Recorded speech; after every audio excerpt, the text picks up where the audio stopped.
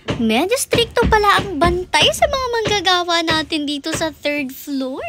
Hello Pack members! Welcome back to Husky Pack TV! Sa background music pa lang ng voice over ko na to, mukhang alam nyo na ang nangyayari kasi may pumupuk-puk-puk dito. Yes guys, nag-uumpisa na po kasi ang paggagawa dito sa mansyon sa 3rd floor at heto na nga yung video na yun. Hindi nga na talaga makikita dito sa video na to yung ginagawa dahil doon po namin yan ipapakita sa kabilang Facebook page natin which is yung Husky Pack TV Vlogs. Make sure na mag-follow kayo doon dahil doon talaga namin ipopost at ipapakita yung mga ganap sa paggagawa at pagtapos dito sa ating mansyon. Pero huwag kayong maglala at huwag kayong magtampo dahil pasisilipin naman namin kayo ng konti dito sa video na to. Syempre makikita nyo talaga yung ginagawa pero very light lang. Tapos yung mga chika nga sa pinagagawa ay doon nyo na lang din talaga mapapanood sa kabilang Facebook page. Kaya go mag-follow na kayo doon at doon na rin kayo manood pala. Anyways, for today's video ka po, heto maagang umalis si ng mother sa bahay. Parang katatapos pa nga lang kumain ang pack members na to ay diretso na nga sila dito sa may hardware. Kasama nga nila dito si Foreman at for the bili na nga sila ng mga materyales na kailangan. At alam nyo naman kapag nagpapagaw, ibig sabihin nito ay talagang mamumulubi na naman talaga ang mga person available. Balik na nga tayo dito sa mansyon. Heto nga talagang chinecheck pa, kina-quality check nitong si Pulgoso yung mga i-deliver dito na buhangin at pati na rin nga yung mga bato-bato. Alam nyo naman si Pulgoso, madalas talaga yung bumisita dito sa atin. At hayan nga si Achichi na ispatan ni mother na nasa damuhan at may hinahanap-hanap dyan. Pagpasensya nyo na rin nga pala kung may papukpuk-pukpuk sa background ako medyo magtatagal nga yung ganyan. Dahil nga may pinagagawa tayo. Anyways, eto nga po si Achichi at si Pulgoso for the tuwan-tuwa sila dyan dahil nasa ibabaw si mother. Hindi sila magkaintindihan kung paano ba nila pupuntahan si mother. Habang ginagawa rin nga pala, mayat maya kami sumisilap dito sa may 3rd floor kasi grabe, sobrang nakakatuwa talaga makita na nag-uumpisa na nga ito. At sa pabago-bago nga namin desisyon, nalilipat ba talaga ng lupa or hahanap ng panibagong pagtatayuan ng mansyon or hindi, ay talagang finally nakapag-desisyon na rin tayo na mag-settle na lang. Anyways, ito nga konting kulitan with Achichi at Pulgoso.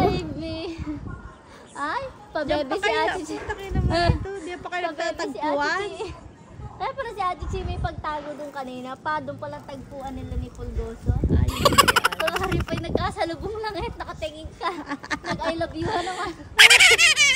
O diba, paano ba naman kasi ay parang nag-meet up sila doon sa damuhan pero maya-maya pa ay pumwesto na rin nga ang ating supervisor. Wala iba kundi etong si Pulgoso. Nakakatuwa kasi talaga umakyat pa nga siya dyan at dyan pa talaga siya nagpakahiga-higa. Pero sabi nga ni mama, malamig rin daw kasi talaga yung pakiramdam dyan sa lupa na yan. Kaya naman talagang umakyat pa sa dyan at dyan pa nga siya sa tuktok humiga. Pero ganyan talaga ang mga bisor, patambay-tambay lang talaga nasa tuktok pa nga ng buhangin. O diba bongga si Pulgoso today? Ito naman ang konting pasilip na ginagawa nga dito sa 3rd floor. Bale, nakagawa na nga sila ng pinakadadaanan nila dito mula nga po dun sa pinakabarak. Sa tamang gumagawa rin nga niyan, syempre nangungulit-ngulit rin kami dito. Alam niyo ba, pumunta rin talaga ako dito ngayon para nga masilip ko rin yung first day ng paggagawa dahil super excited din talaga ako. Kaya naman kasama ko rin dito ang Junakis ko at heto nga talagang tuwan-tuwa rin ako kay Pulgosong nung makita ko siya na nasa ibabaw dyan. Si Achichi naman, simula nga po nung medyo malalaki na mga Junakis niya, nakakatakbo na at kumakain na sila ng maigi ay madalas na din nga siyang nasa labas at pagala-gala na noon kasi talaga hindi niya basta iwanan yung mga Junakis niya nung dumedede pa nga sila pero ngayon ay ox na nga iwanan niya at madalas pa nga siya sa labas kesa sa loob ngayon. Anyway, si Tito Bobby naman syempre at tingnan niya rin palagi yung mga gumagawa dito at syempre ayan nga tinry pa nga niya yung ginawa nilang hagdan kung matibay ba talaga para ma-make sure din syempre na safe nga yung mga trabahador natin at mukhang matibay rin naman kahit alog-alogin nga tumalon-talon ka dyan ay caring-carry naman. Bali nag-umpisa na rin nga pa lang sila magawa ng dito sa may poste. O, diba, ang bilis rin talaga. Yan ang maganda sa mga trabahador. Yung talagang walang sinasayang na oras at dire-diretso ang trabaho. Sunod-sunod na rin naman ang dating na mga deliver dyan. Bali, dumating na rin nga ngayon yung mga hollow blocks. At kanina nga yung mga bato, pati na rin nga yung buhangin yung dumating. Grabe, tingnan nyo, sobrang dami talaga ng hollow blocks na to. At imagine nyo, bago pa ito maikarga, tas ibababa naman ngayon. Ay, Diyos ko, yun pa lang talaga ay todo gawain na. O, diba, nakaka-excite rin talaga. Kahit kayo naman na-excite na finally itatapusin na nga itong ating mansyon.